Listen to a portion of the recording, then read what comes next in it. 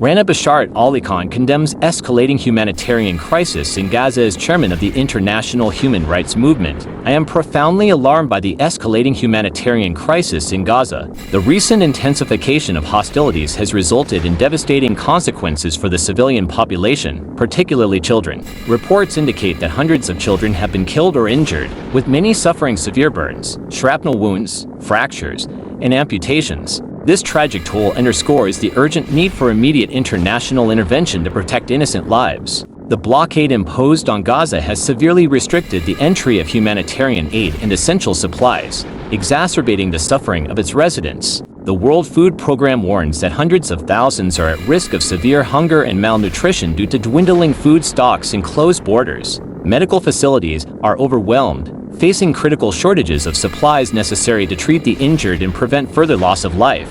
The international human rights movement stands in solidarity with the people of Gaza during this harrowing time. We call upon the international community to take decisive action to end the violence, lift the blockade, and ensure the delivery of life-saving aid to those in desperate need. It is imperative that all parties respect international humanitarian law and prioritize the protection of civilians, especially children, who are bearing the brunt of this conflict. We urge world leaders, humanitarian organizations, and individuals of conscience to join us in advocating for an immediate cessation of hostilities and a sustainable resolution that upholds the dignity and human rights of all individuals affected by this crisis.